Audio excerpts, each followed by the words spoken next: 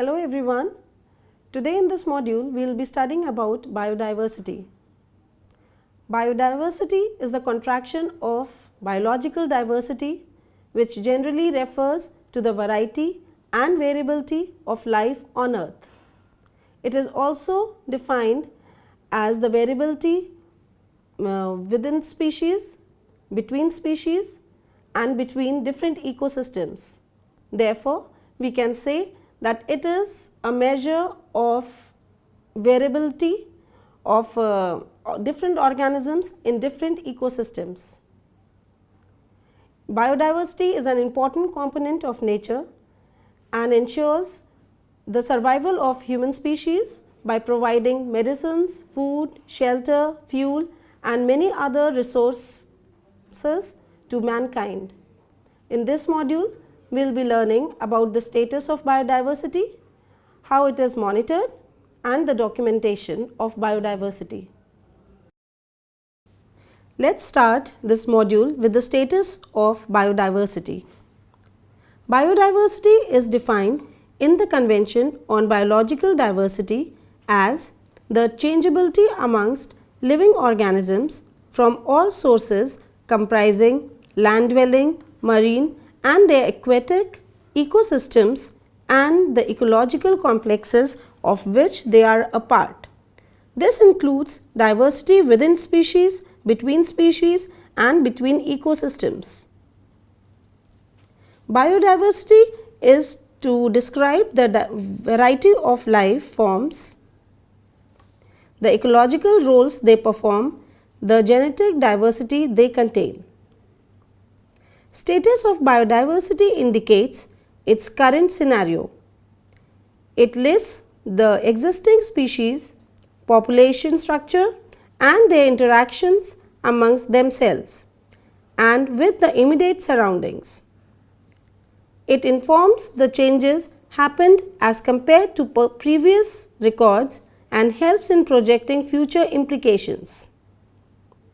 Finding out the status of biodiversity through monitoring is a difficult task. A practical and implemental protocol for monitoring, commitment to conduct the process is very vital.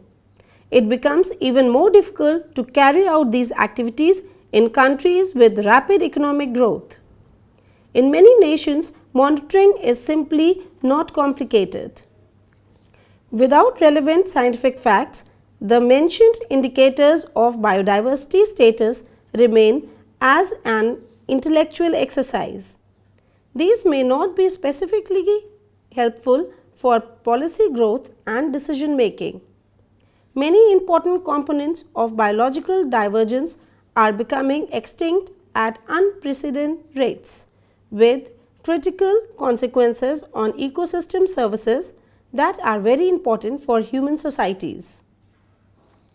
This biodiversity disaster has forced several countries to decide at the 6th meeting of the Conference of the Parties called COP to the Convention of Biological Diversity CBD in April 2002 to achieve by 2010 a sizable reduction of the present rate of biodiversity loss at the worldwide, regional and national level. This agreement is referred as the 2010 biodiversity target. The CBD COP demands data on trends in extent of selected biomes, ecosystems and habitats, and trends in opulence and spread of identified species. This slide shows forests showing richness in biodiversity. Biodiversity monitoring. Biodiversity monitoring can be addressed either by primary data generation or by secondary data collection. Care has to be taken in generating primary data as this is more authentic and close to reality. It can produce data sheets that mentioned about a particular species, presence in a place at a specific point of time, Source of origin is very important for secondary data information. Any ambiguity in the data may completely detour the very aim of monitoring. Mid-course corrections are possible at time of primary data generation, and the same can't be looked at in secondary data as it can't be changed. Secondary data actually highlights current state of biodiversity instantly. Sizable progress has made in developing biodiversity informatics over the past few decades. An example is, since about 1980, biodiversity data have been captured in digital formats with better accuracy.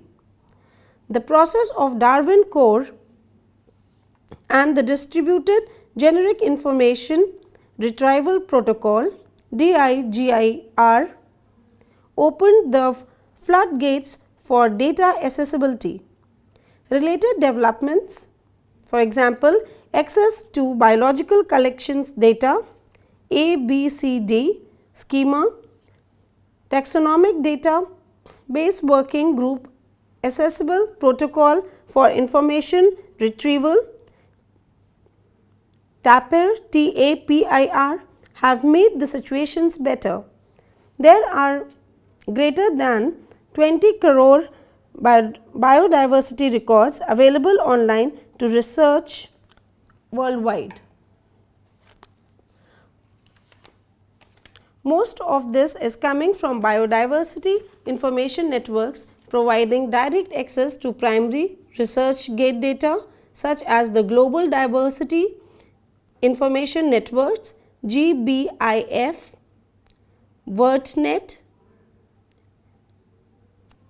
Species Link, Red Mundial Para Informacio, NDILA Biodiversity, RAMID and others.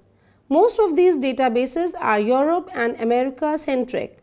Some other important parts of the world like Asia, Africa and Australia are yet to be evaluated and incorporated with similar kinds of details. The data sets are mostly animal science based. Descriptions of plants and microbes are to be extensively added. In addition, the data do not support value added features such as georeferencing. Currently, chief efforts are presently to automate and create the georeferencing procedure faster and more efficient, interpreting textual locality descriptors intelligently and converting them into usable latitude, longitude coordinates with identified degrees of error or uncertainty. Tools for spatial interpretation of information regarding species distribution into objective-based strategies for management and conservation have improved considerably. Analytical tools for biodiversity information have matured considerably in recent years. Another important step is that of quality control, in which records likely holding errors are flagged, cleaned or corrected. In this slide, we can see the biodiversity hotspots across the world. This slide shows the hierarchical association of the Global Biodiversity Monitoring Network. The network would include global top-down programs and regional programs. These programs monitor two components of biodiversity, that is, the species and ecosystems.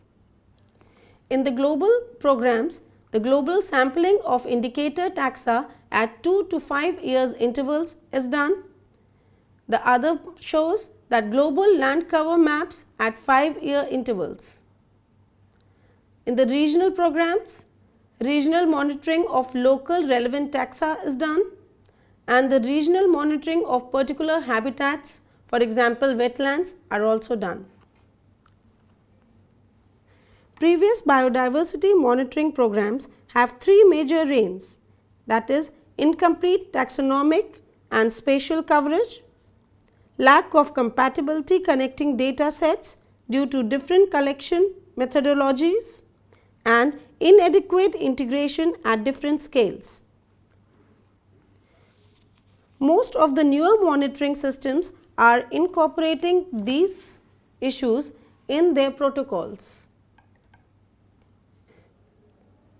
Budgetary limitations adds up to the list of problems. As a consequence, it is important to evaluate a priori the spread of sampling elements with respect to the known distribution of the species. This helps in carrying out the survey easily. Biased nature of sampling for a particular species or group favors the focused species or group, thereby neglecting other species. Overexpression or underexpression of the species seriously affects the quality of the database. These features will have serious implications on model outputs generated from these sources. Initial steps of data complication and quality control are without doubt the most time consuming but also the most important aspects, or else the well known garbage in garbage out rule will dominate in developing a database. Next we will be reading about the biodiversity survey. Monitoring is necessary for an adaptive management approach and the successful implications of the ecosystem management. The initial phase in biodiversity survey is estimating biodiversity at one point in time and location. The second phase of monitoring biodiversity is estimating diversity at the same place more than one time period for drawing implications about change. Specific attributes of biodiversity have been identified that can be assessed at each level of ecological organization. At landscape level, attributes that could be monitored include the identity, distribution and proportion of each type of environment and the distribution of species within those habitats. At ecosystem level, richness, evenness and diversity of species and communities are important. At species level, abundance, density and biomass of each population will have significance towards its existence. At genetic level, genetic diversity of individual organisms within a population is important. Comprehensive data generation across spatial and temporal scales helps better in the assessment and interpretation of biodiversity status of a region. The slide shows the biodiversity monitoring done for a particular ecosystem. The Convention on Biological Diversity (CBD) focused to achieve a significant reduction of the current rate of biodiversity loss at the global, regional and national level so as to assist in poverty alleviation and also for the benefit of all life on earth.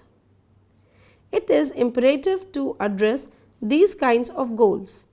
In reality, it is extremely difficult to achieve these in our current living system. It is suggested that monitoring should be focused on trends in the abundance and distribution of populations and habitat. These activities are to be carried out at both local and regional level. A global monitoring network of biodiversity helps in generating information in a more holistic manner. The global scale programs would follow a top-down approach with an emphasis on central coordination, whereas the regional scale programs would follow a bottom-up approach with an emphasis on regional needs and capabilities. The scientific community should have a major role in designing and implementing the network as per the needs.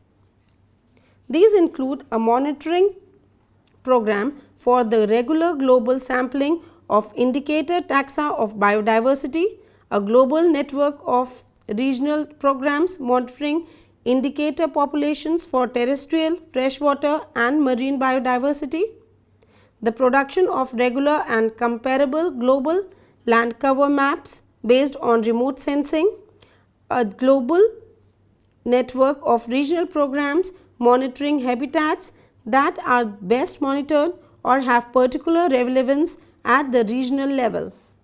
This slide shows the three phases of biodiversity monitoring.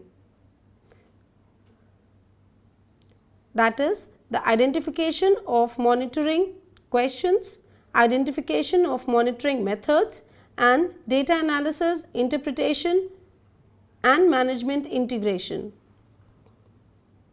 Monitoring activities at ecosystem level will provide information about land cover. The species component will provide information about the aspects of ecosystem condition. The taxonomic coverage of current species monitoring program is incomplete. There are few data on global plant distribution. This is a major deficiency given the ecological importance of plants.